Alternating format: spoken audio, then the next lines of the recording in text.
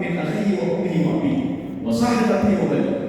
Dan tidak terbayang kepalanya nanti waktu itu lagi tidak ada lagi sudah diganti dengan lagi yang lain. Bumi sudah diganti dengan bumi yang lain, maka tidak bisa dicerna oleh manusia. Makanya kalimatnya wa ma adraka ma yaqulus. Kamu akan tahu sendiri nanti ya Muhammad setelah saya kasih tahu. Umatku akan tahu nanti ketika dibangkitkan di padang mahsyar, ini lagi mau padang mahsyar. Kenapa? Karena belum terbayang lagi. Tetapi di dalam Al-Quran sudah diberikan gambaran-gambaran, termasuk di dalam tafsir Ibnu Abbas. Ibnu Abbas mengatakan la jibala, tidak ada gunung, wala wadin, tidak ada lembah, kemudian tidak ada pohon kayu dan lain sebagainya. Yang ada apa? Fiddatu bayda. Jadi tanah padang mahsyar itu putih seperti perak, tidak ada apa-apa. La yawmun qablahu wa la yawmun ba'dahu. Jadi tidak ada, kata Syekh Qatawi, tidak ada hari setelahnya dan tidak ada hari sebelumnya. Menyambung begitu ya. Tidak ada malam, beda malam. Ketika seorang berada di padang mahsyar, matahari panas sekali dan putih malam, kenapa ya malam? Karena tidak ada lagi hari setelahnya, tidak ada hari sebelumnya. Ini kalimat wa ma adraka yaumus. Sekarang kita melihat di dalam tafsir jalan lain. Apa kata Imam Jalalain? Kalimat penggalan wa ma adraka itu menunjukkan kepada tahmil syakli. Ya. Apa itu tahmil syakli? Begitu dahsyatnya nanti ketika manusia bangkit daripada mahsyar, karena terbayang manusia. Makanya konteks ayat ini wa ma adraka ma yaumus. Kamu memang tidak tahu ya Muhammad. Nabi Muhammad kenapa tadi? Makanya wa ma adraka itu seperti wa ma adraka ma hiya. Ya. Nabi Muhammad tidak tahu bagaimana neraka mahiyah. Maka Allah bertanya kepada Nabi Muhammad wa ma adraka ma hiya. Sebenarnya itu bukan mahiyah, tapi mahiyah ditambah tak marutah, ditambah apa namanya ha. Itu ha itu apa? Ha wakaf namanya. Untuk apa ha wakaf? Ditahriki suku miliar untuk membariskan ya ya sukun.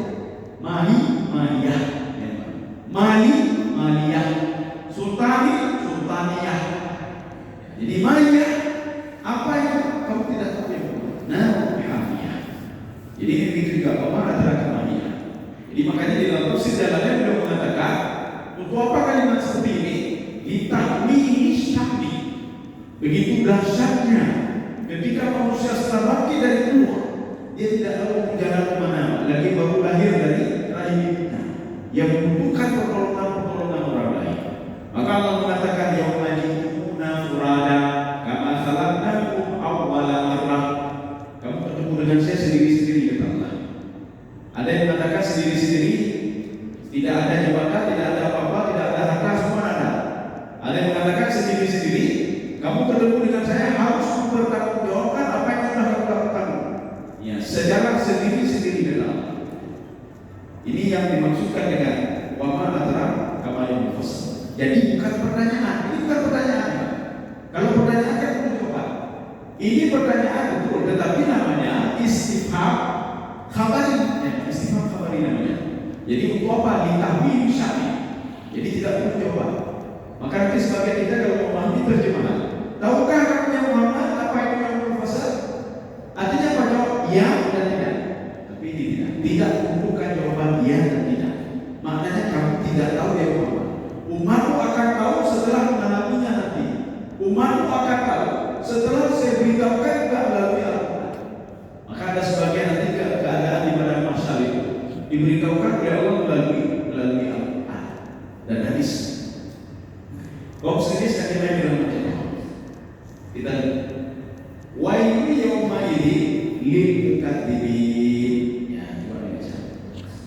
Celakalah pada hari itu bagi mereka yang mendustakan kebenaran.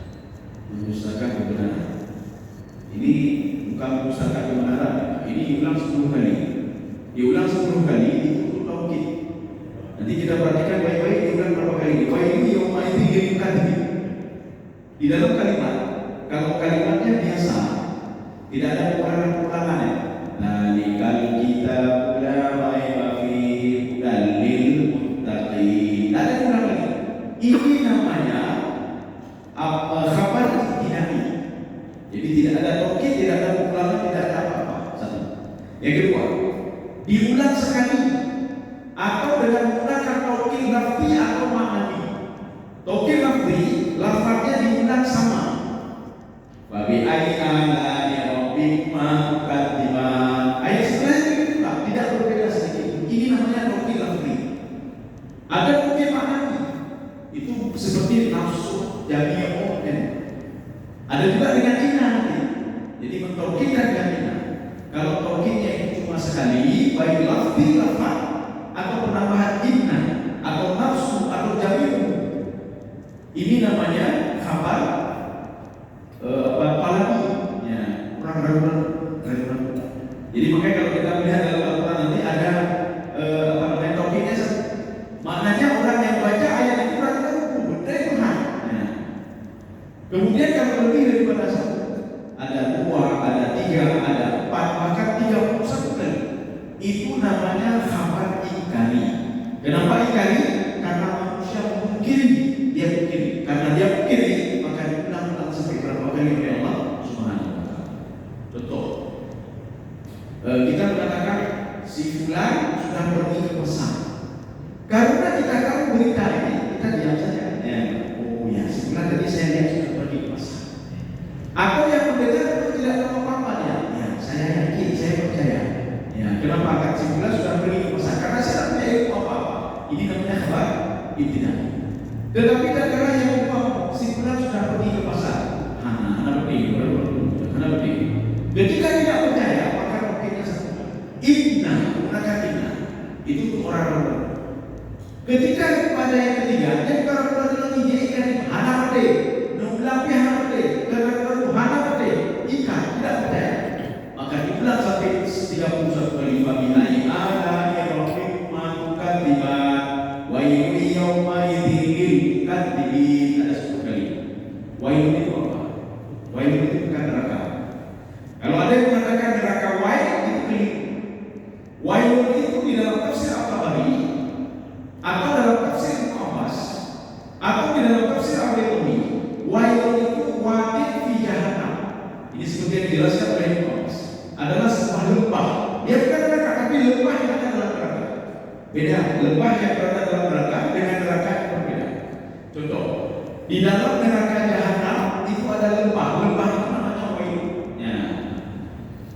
Sehingga dikatakan oleh Imam At-Tabari, di dalam neraka itu ada lembah, berarti lembah itu lebih dahsyat lagi di dalam ini.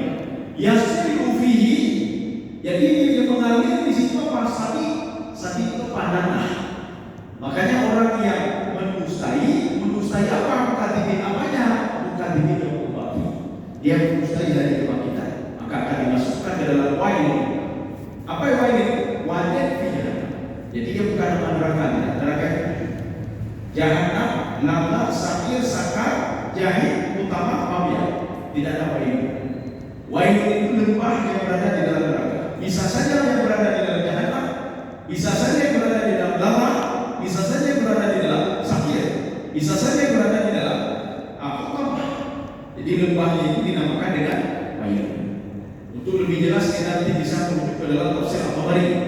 Di situ beliau menjelaskan secara rinci riwayat dari sebelah, dari belah. Wadih di mana? Apa namanya wail di mana? Wadih di jahannam yasilu fihi sadi. Ya.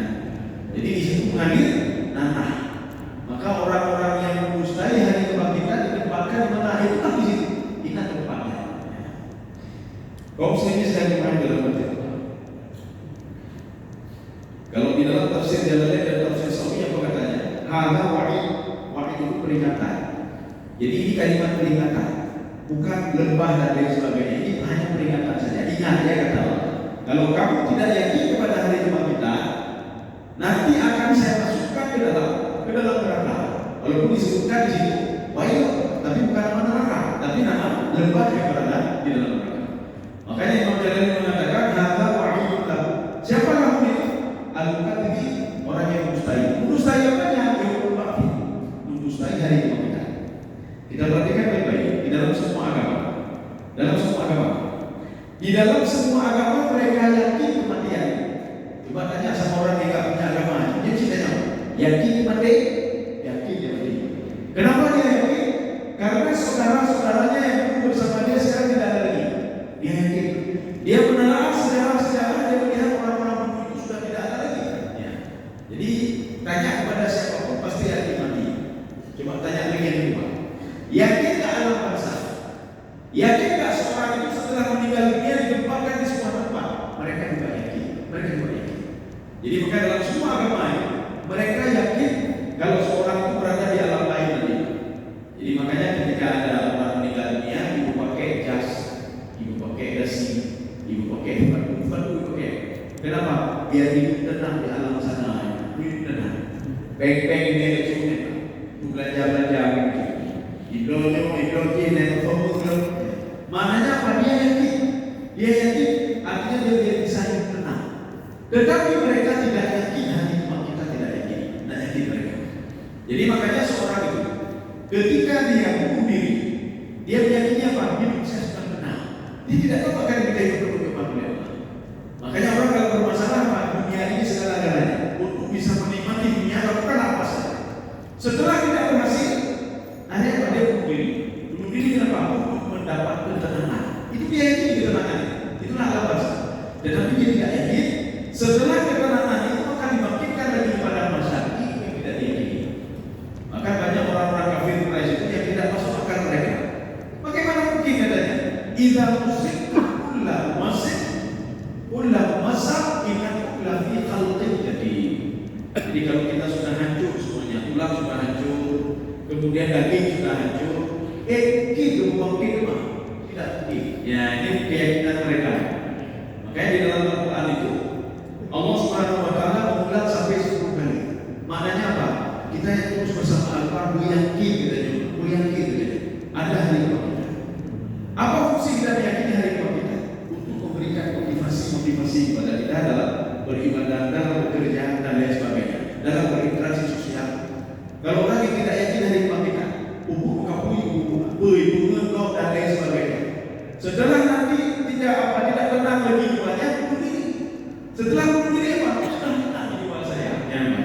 Tetapi orang yang yakin pada hari kita, dia termotivasi dalam interaksi sosial. Baik begini, baik begini. Nanti saya akan kita bercoba di dalam masalah. Nah, dia yakin hari kita. Biarin saja dia mengambil hak saya, dia mengambil saya, mengurangi timbangan untuk saya, dan lain sebagainya. Artinya apa? Dia yakin nanti semuanya itu akan dihapuskan kembali oleh Allah Subhanahu wa taala di padang mahsyar. Tetapi orang yang menikmati dunia itu dia yakin kematian dan yakin di alam lain, tapi dia tidak yakin akan dimintai untuk bertobat apa yang sudah dia lakukan. Makanya hidupnya itu seperti apa? Wahsy, binatang liar, dia makan apa saja. Artinya apa? Kalau tidak sekarang apa lagi makan haram. Kalau haram itu banyak lagi. Dia tidak mati dia yakin, kita tidak yakin. Dia tidak menyalahkan itu hanya berbeda.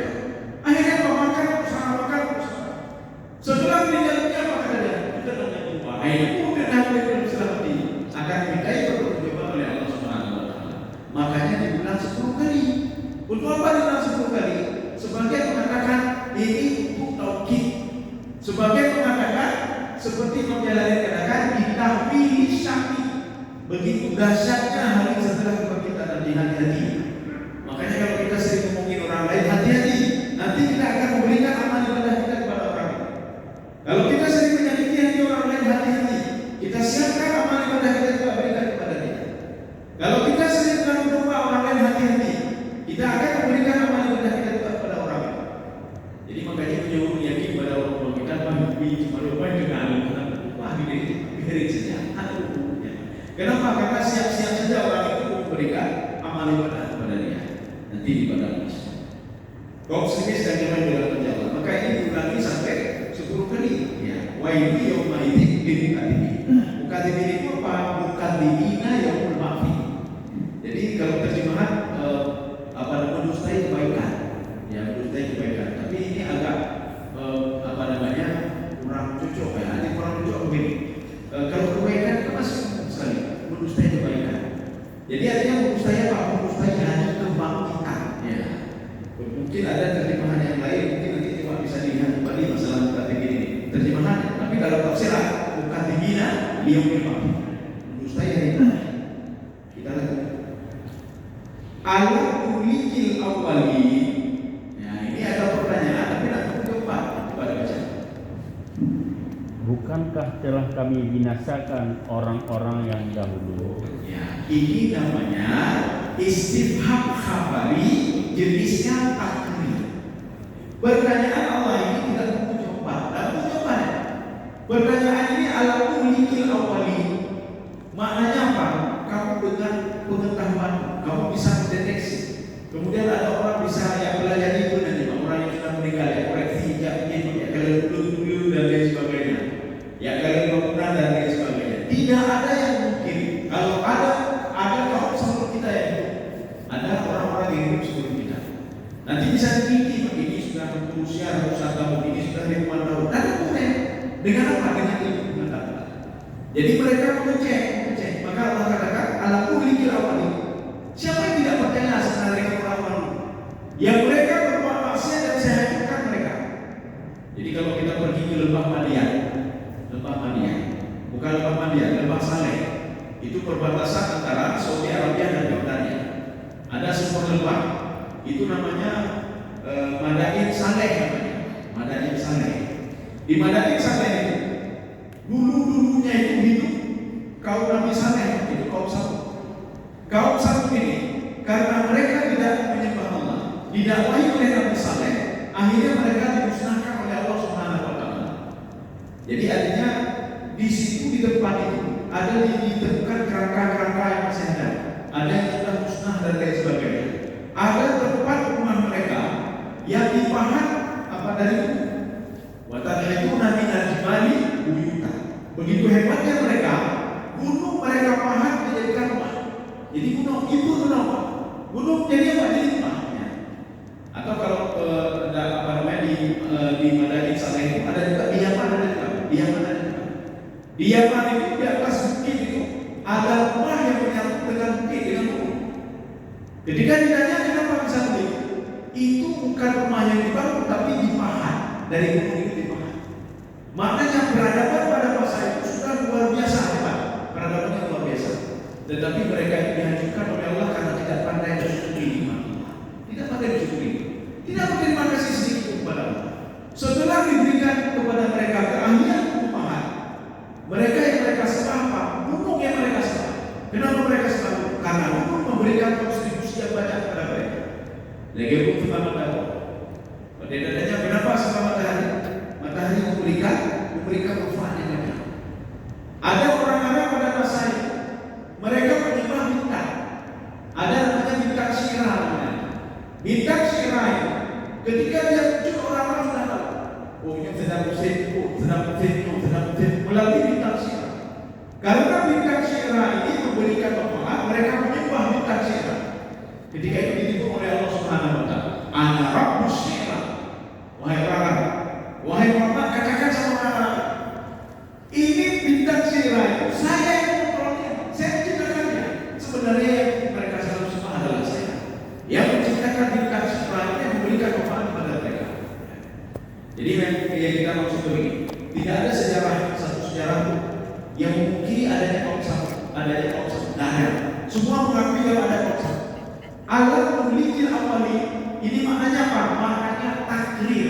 Ya, tidak perlu coba. Contoh tidak perlu coba.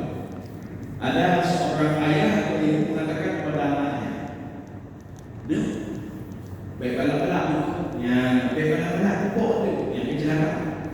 Besok pupuk lagi, bela-bela tu kecelakaan."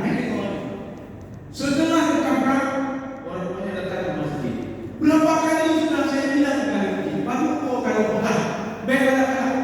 Anaknya kan tak jawab dia. Ini maknanya takrir. Orang tua ini mengatakan sudah lebih daripada satu kali, lebih daripada 2 kali sudah saya ngomong sama kalian, tapi kamu tidak mendengar saya. Nah, mungkin anak yang jawab, "Aduh, kok kalau kamu, kalau yang pengen ada lagi." Ini begitu beratnya. Sudah berapa kali kamu pilih kata Allah? Berapa kali? Alam pikir awali. Apa tak percaya Allah kata Allah? Saya sudah menghancurkan kaum terdahulu kata Allah. Melalui sejarah bisa kalian pilih kata Allah. Ada yang membantah? Tidak ada yang membantah.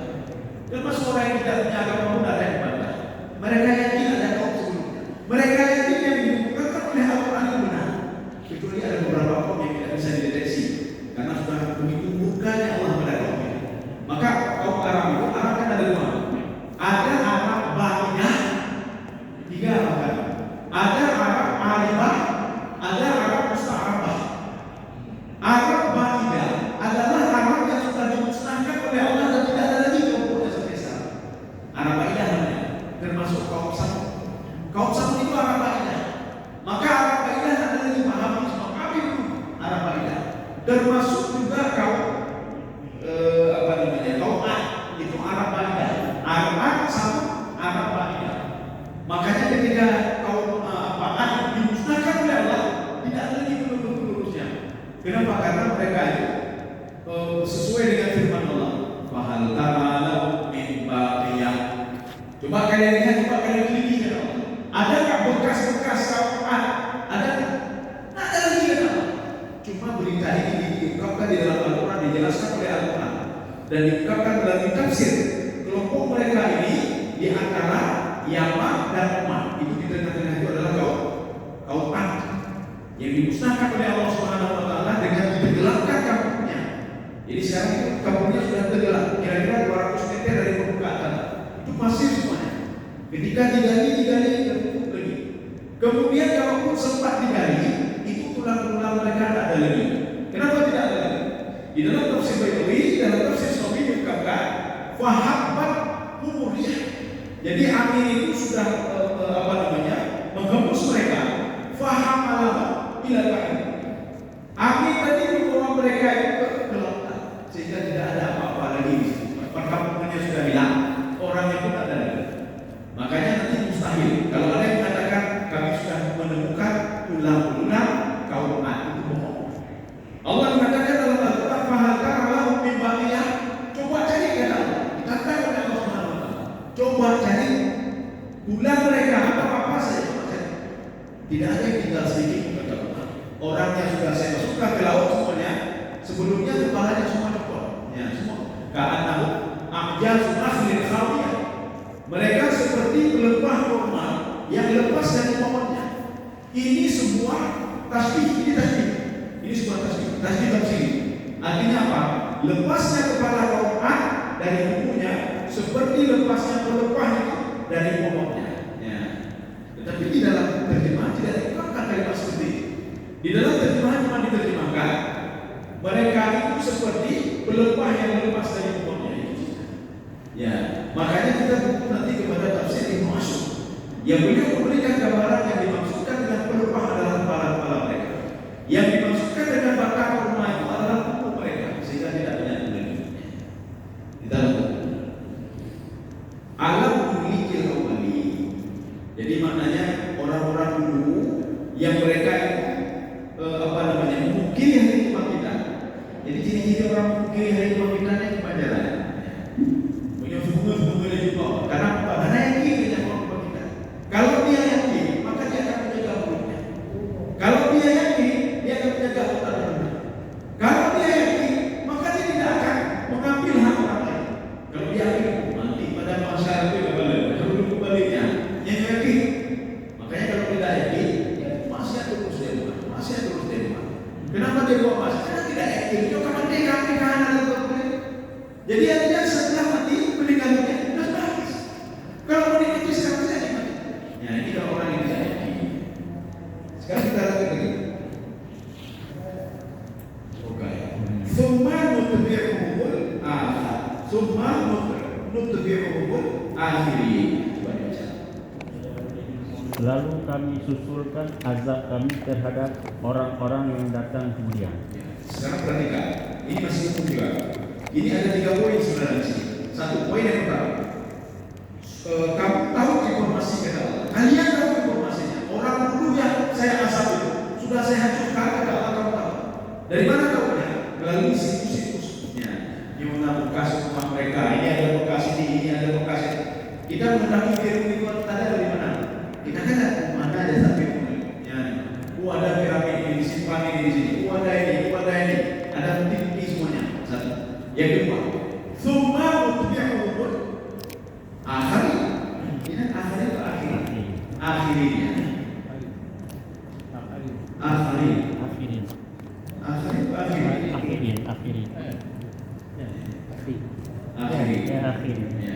Akhirin. Jadi yang kedua, perhatikan kalimatnya ada summa. Summa itu di dalam tafsir Ibnu Abbas yang dulu hanya tafakubil ahwal, menunjukkan masa yang panjang. Maknanya kaum Ad sudah saya hancurkan, kaum Samud sudah saya hancurkan. Orang-orang pada masa Nabi Muhammad yang mereka itu mendustai aku kata Allah sudah menghancurkan. Ya, Yahudi dibantu oleh Allah, kaum Nasrani dibantu oleh Allah. kemudian orang-orang muslim Nabi Muhammad dan membaca oleh Allah Subhanahu wa taala. Summa itu menunjukkan waktu yang lama. Beda dengan sama. Nanti kalau kita melihat dalam Al-Quran ada sama itu bukan waktu. Sama itu yang ala musnah. Musnah itu apa? Luas. Mana contohnya? Sama ra'aita na'ima wa mulkan kabira. Kamu yang Muhammad dan umatmu kalau nanti masuk ke dalam surga, sama ra'aita na'ima. Kamu akan melihat nikmat yang banyak sekali dan surga itu luas sekali. Ini kalau dengan sama. Tetapi kalau firma itu menunjukkan waktu. Artinya Allah memberikan gambaran kepada kita. Bersenang dari dihancurkannya kaum sama, ada kaum yang lainnya. Contohnya apa? Ada pada masa Nabi Muhammad yang dihancurkan oleh Allah Subhanahu wa taala. Yang mereka itu membakar, termasuk di dalam perang Badar. Termasuk nanti ketika Rasulullah SAW ada perang apa namanya? Ketika menghancurkan Yahudi dan membunuh Yahudi. Mereka dihancurkan oleh Allah Subhanahu wa taala. Sekarang yang ketiga. Yang ketiga, kadzalika naf'alu bil mujrimin. Ya, coba dibaca sebenarnya. Demikianlah kami perlakukan orang-orang yang berdosa. Iya, ini siapa nama kita sekarang. Menyujinuna lagi ngaji kata Allah. Ada orang seperti kaum Samud, lupa cukir. Kalau sekarang ada seperti kaum Ad, lupa cukir.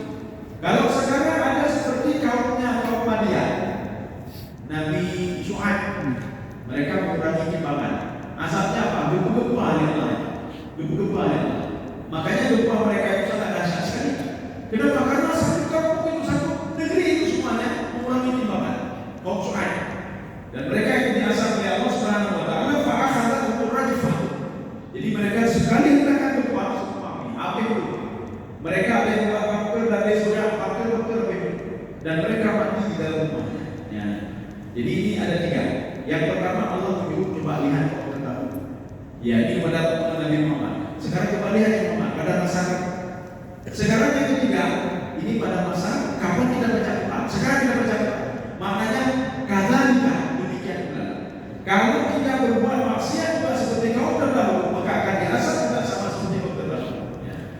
Jadi ada kita yakin. Makanya ini diulang-ulang ini sampai 3 kali. Diulang-ulang sampai 3 kali. Maknanya perhatikan masa Nabi Muhammad SAW dan perhatikan masa sekarang. Artinya sama-sama mereka saya hancurkan karena berbuat maksiat.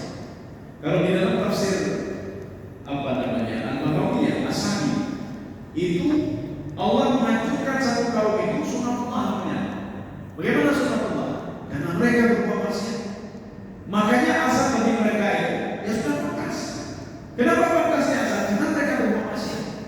Satu kaum itu satu kelompok saya berikan nikmat kata Allah, saya berikan keberkahan. Sunatullah. Kenapa sunatullah? Karena sudah bekas mereka mendapatkan rahmat dan keberkahan. Mereka pun datang kepada Allah. Jadi makanya setiap bencana itu jangan diikat lain-lain.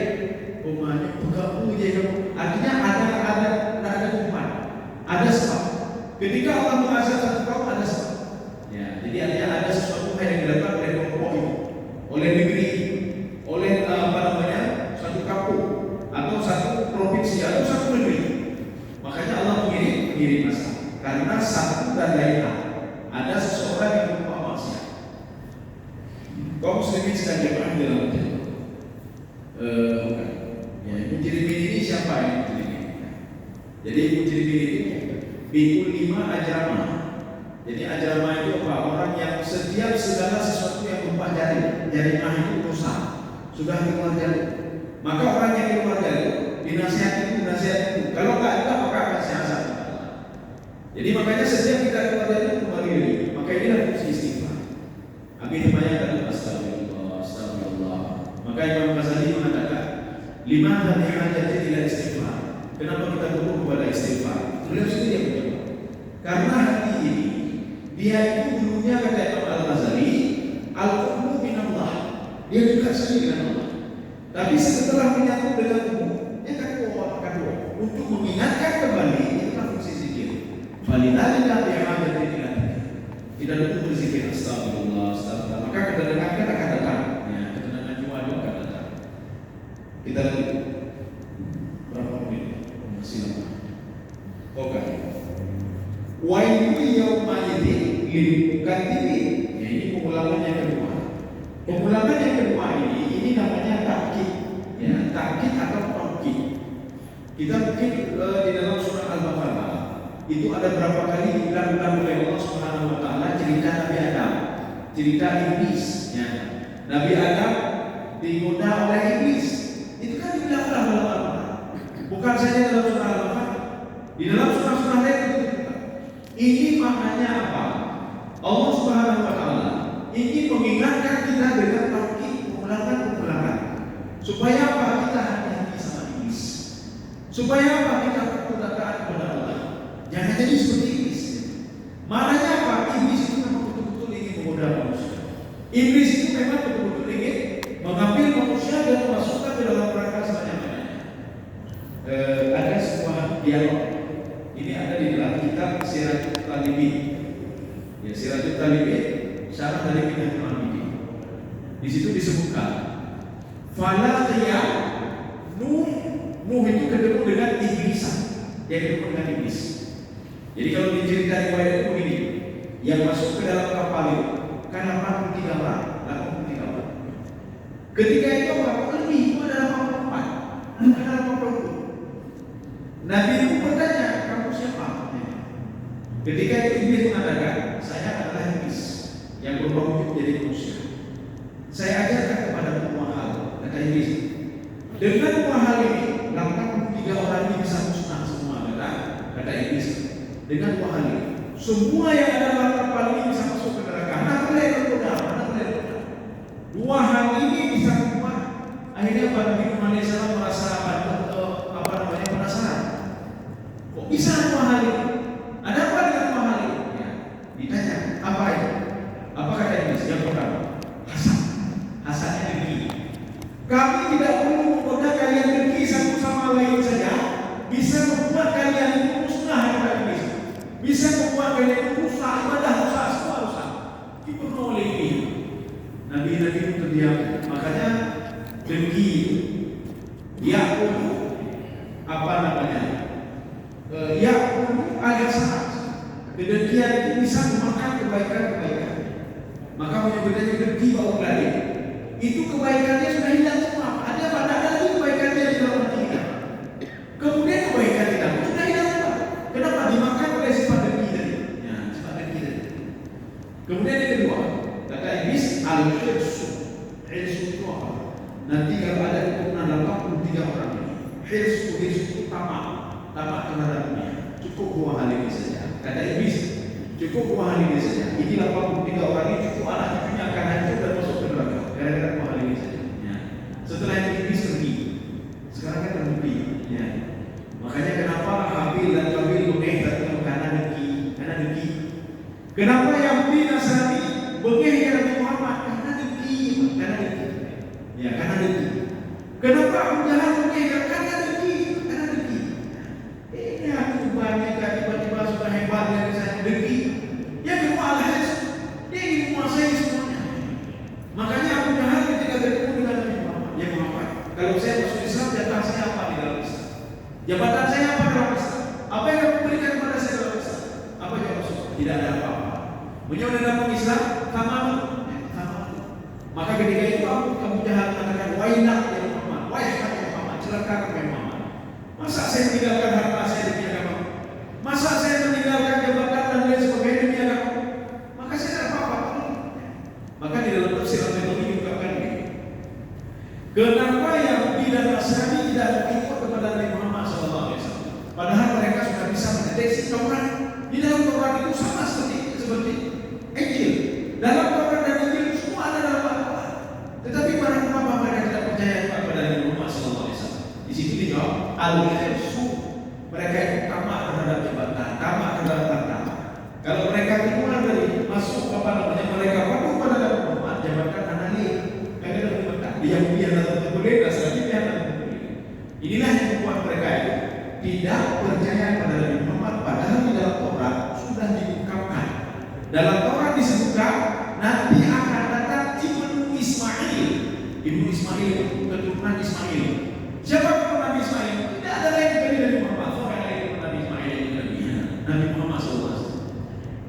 dalam Torah disebutkan nanti ada Ibnu Ismail.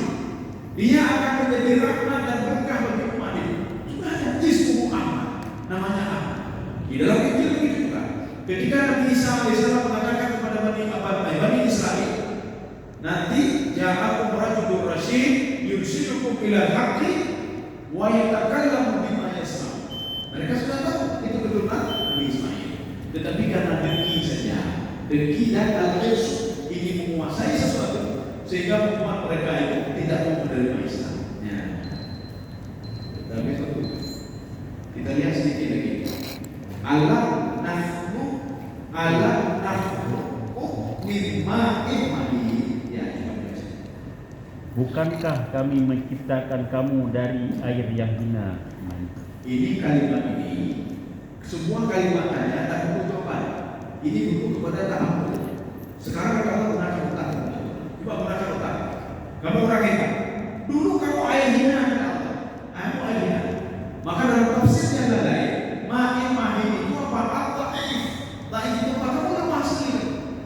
Makanya kata Allah Subhanahu wa Ta'ala, ketika saya satukan min baini sulbi wa tarahib, maka jadilah wa innahu ala raj'ihi laqadir. Ketika Allah sanggup mempertemukan air sulbi dan tarahib, tarahib itu air di dada dan sulbi di belakang, saya sanggup juga untuk mematikan dia kata Allah. Saya sanggup mematikan dia. Saya sanggup mematikan dia dan masukkan ke dalam, dan saya juga sanggup mematikan dia. Wa innahu ala raj'ihi laqadir. Artinya air itu tak ada apa-apanya, airnya. Ya. Ada juga yang mengatakan ghayatul hakarah. Ini serendah-rendahnya hakarah itu kehinaan. Menyebutnya bukan hebat, rupanya puji, bukan dari air yang hina. Ini kalimat ghayatul hakarah. Tafsir yang ketiga. Ini di dalam tafsir Ibnu Asyur. Ini min di sini, min mahi itu min ibtidah namanya. Apa min ibtidah? Manusia itu berulang kehidupannya dengan bercampurnya dua air yang hina. Disitulah mulai berkembang, terus berkembang. Diberikan roh oleh Allah Subhanahu wa Ta'ala. Jadi kalau orang biarkan saja itu hana-hana, tumbuh saja tidak ada guna. Apa benar setelah menyatu roh dan tubuh? Makanya menyatu roh dan tubuh itu dianggap itu min ibtidah. Ini permulaan. Nah, disitulah. Disitulah dia permulaan ingkar kepada Allah. Karena roh itu tidak pernah ingkar kepada Allah. Roh siapapun itu. Tetapi ketika roh itu dia sudah tubuh itu setelah mau menjadi apa dia? Berpecah. Kemudian menjadi daging. Kemudian ada pula maka saudara dalam malam setelah pula diberikan roh. Dari pertama sekali bercampur air yang hina, disitulah permulaan kejadian-kejadian manusia. Disitulah permulaan manusia ingkar kepada Allah Subhanahu wa Ta'ala. Tapi nanti apa? Kita disuruh berzikir, ada panduan Al-Quran dan Sunnah. Ketika itu dia kembali diri, mau berikan kembali kepada Allah Subhanahu wa Ta'ala. Maka jangan pernah lupakan Allah. Jangan pernah lupakan hadis. Al-Quran menceritakan kembali masalah kehidupan kita. Kalau kita tidak pernah mengenalnya, walaupun di dalam hidup pengetahuan itu dibukakan, manusia itu terjadi melalui proses-proses dalam kandungan.